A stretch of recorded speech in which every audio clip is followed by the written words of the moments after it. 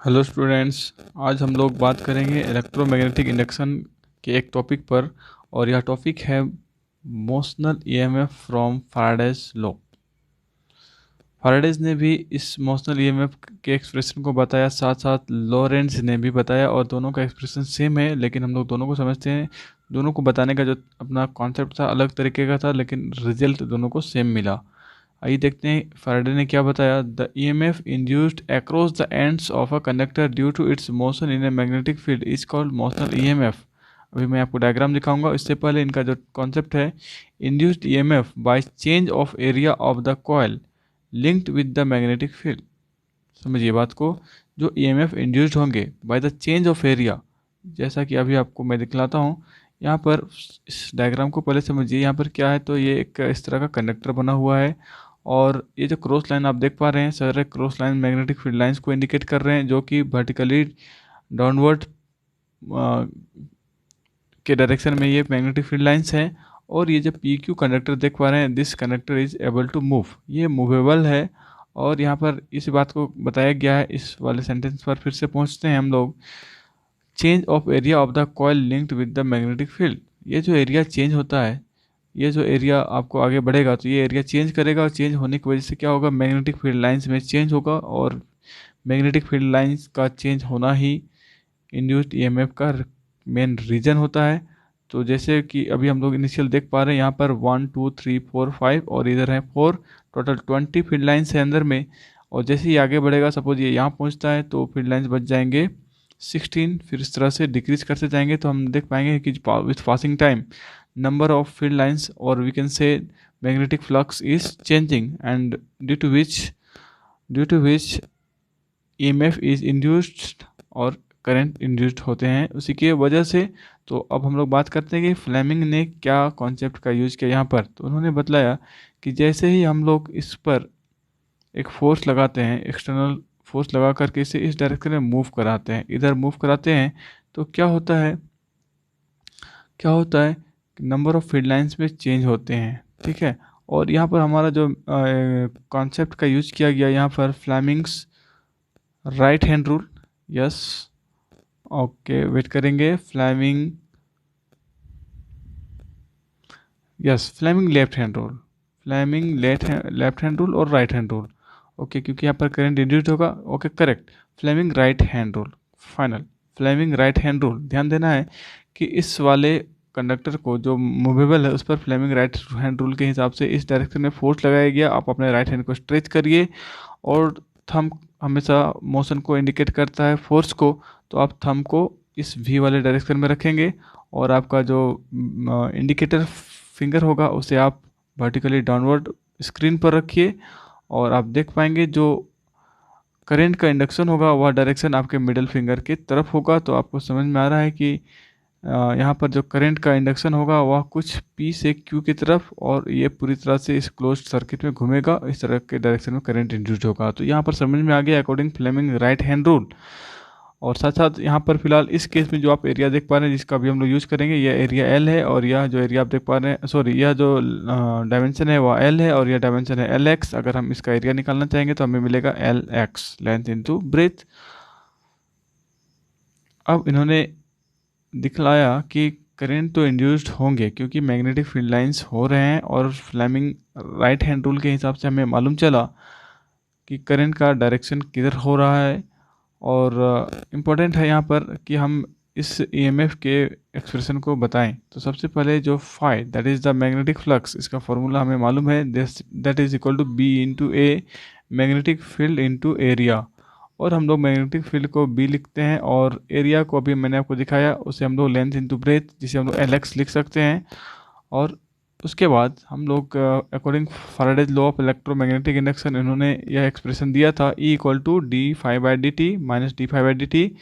Opposite sense होता है, electrons जो इंड्यूस होता है वह मैग्नेट के फील्ड को अपोज करता है, जिसकी वजह से यहाँ नेगेटिव साइन आता है। और इसे हम लोग लेंज लॉ में ऑलरेडी पढ़ चुके हैं। और इस फाई का वैल्यू को हम लोग इस वाले वैल्यू से कंपेयर करेंगे, और यहाँ हम लोग BLX पुट कर देंगे, और ये बन जाएगा minus BL into dx by dt। And what is dx by dt, this is the velocity, और we can write E equal to BLV, और यही हमारा फाइनल एक्सप्रेशन हो जाता है इंड्यूस्ड EMF का। ठीक है, और नेक्स्ट वीडियो में हम लोग आगे बात करते हैं, ये सब आप पढ़ सकते हैं।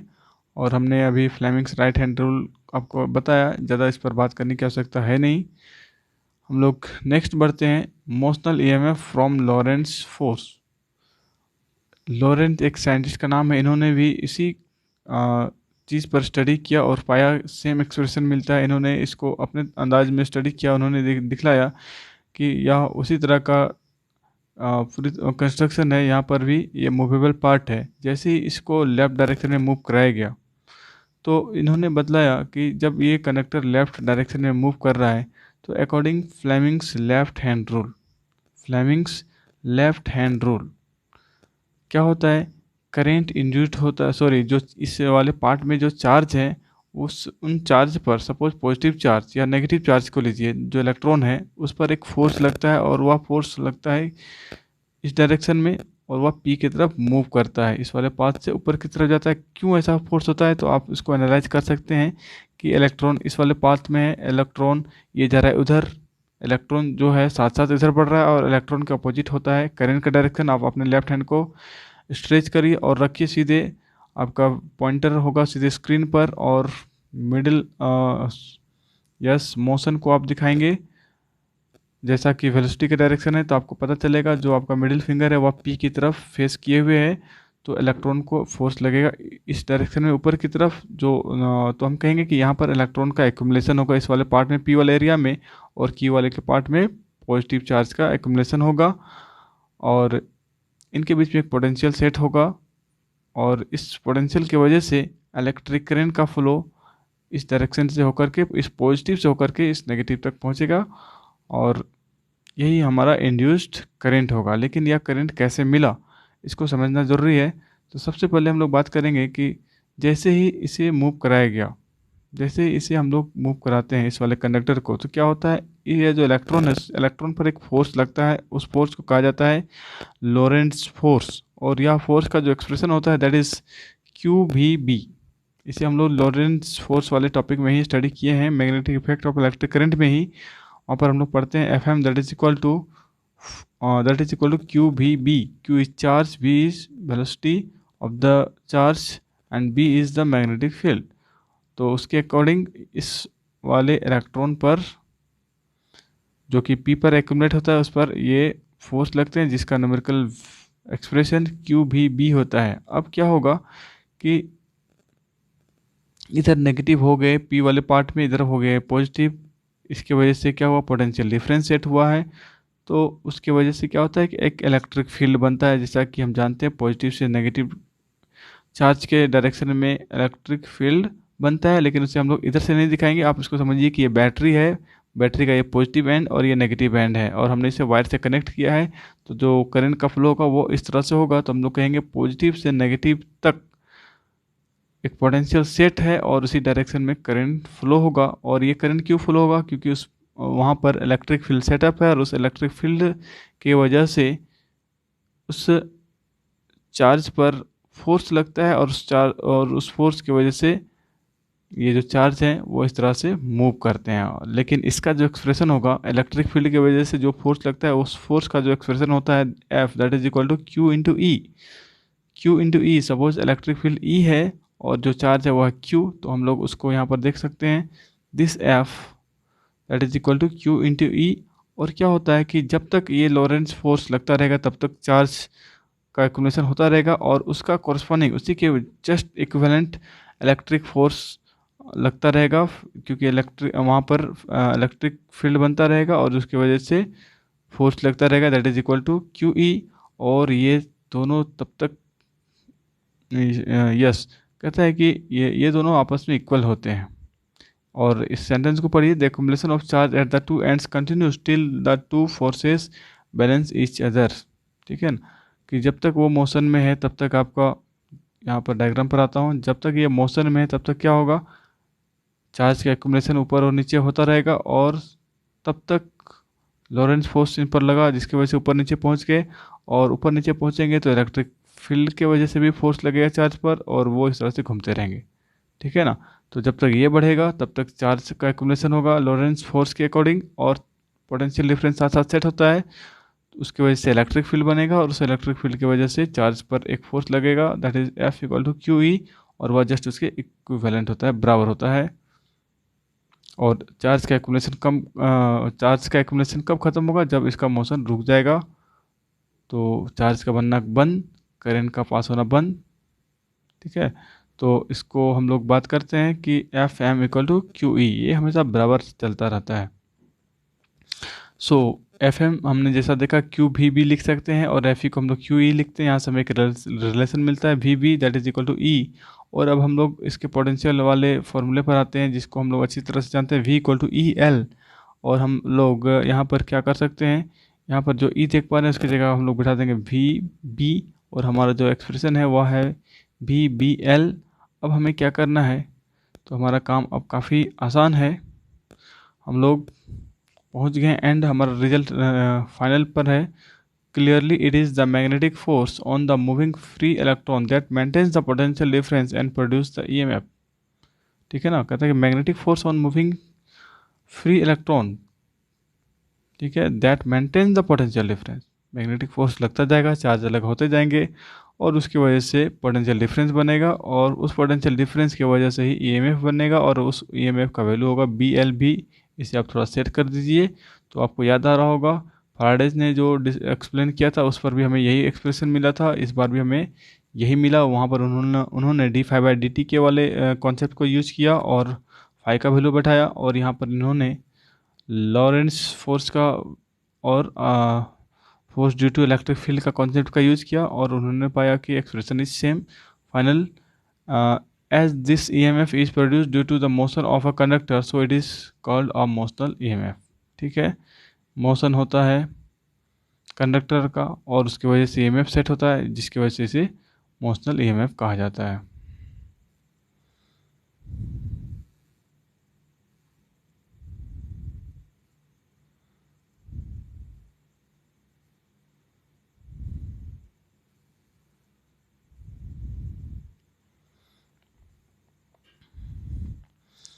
आइए अब हम लोग इस छोटे से एक्सप्रेशन पर थोड़ा सा स्टडी करते हैं कि देखिए यहाँ पर आप एक कंडक्टर देख पा रहे हैं। इस कंडक्टर को इस डायरेक्शन में बढ़ाया जा रहा है।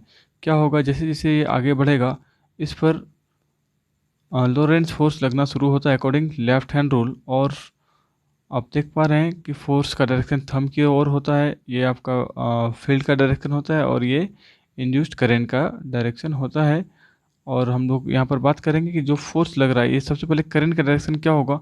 तो अगर मैं इसे इधर बढ़ा रहा हूँ, इलेक्ट्रॉन साथ साथ जा रहा है, इलेक्ट्रॉन का करंट का डायरेक्शन इलेक्ट्रॉन के जस्ट अपोजिट होता है, और उसके हिसाब से जो करंट इंड्यूस्ड होगा, सॉरी उसके हिसाब से जो फोर्स लगेगा according Fleming left hand rule उस इलेक्ट्रॉन पर, तो वह इलेक्ट्रॉन का जो डायरेक्शन हो, क्योंकि हम लोग इलेक्ट्रॉन के अकॉर्डिंग बात कर रहे हैं, इलेक्ट्रॉन इधर जा रहा है इस कंडक्टर के साथ, और उसके वजह से इलेक्ट्रिक करंट का डायरेक्शन पीछे हो रहा है, और फोर्स नीचे की तरफ लग रहा है। आपको लेफ्ट हैंड को स्ट्रेच करना पड़ेगा, और आगे क्या होगा, कंटिन्यूसली ये आगे बढ़ रहा है, जैसा कि अभी आप लोगों ने देखा कि किस तरह से चार्ज का एक्यूमुलेशन दोनों एंड पर होना शुरू होता है। इलेक्ट्रॉन नीचे की तरफ, क्योंकि फोर्स नीचे की तरफ लग रहा है इलेक्ट्रॉन पर, और जब इलेक्ट्रॉन नीचे की तरफ जाएगा तो यहाँ पर पॉजिटिव चार्ज बनना ही है, और इस वजह से यहाँ पर पोटेंशियल डिफरेंस सेट होता है। हमने बताया कि ये अलग क्यों हो रहा है, क्योंकि लॉरेंस फोर्स लग रहा है, और उस लॉरेंस फोर्स की वजह से पोटेंशियल डिफरेंस सेट हुआ।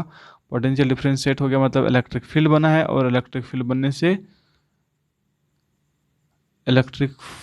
से इलेक्ट्रॉन पर फोर्स लगेंगे, और वह फोर्स की वजह से इलेक्ट्रॉन मूव करेंगे। जैसा हम लोग नेक्स्ट देख पा रहे हैं, आप इस चार्ज के एक्यूमुलेशन को एक सिंपल बैटरी की तरह समझिए, और हमें मालूम है इस वाले एंड से अगर एक वायर से इस तरह से अगर हम कनेक्ट कर दें तो क्या होगा, इससे होकर के करंट का फ्लो शुरू हो जाएगा, and we can say this I is flowing through this path. और ऐसा इसलिए हो पा रहा है क्योंकि यहाँ पर पोटेंशियल डिफरेंस सेट हो गया है, और हम लोग कहेंगे ईएमएफ इंड्यूस्ड हो गया है, and that EMF is equal to V B L. ठीक है, आज के वीडियो में इतना ही। Thank you.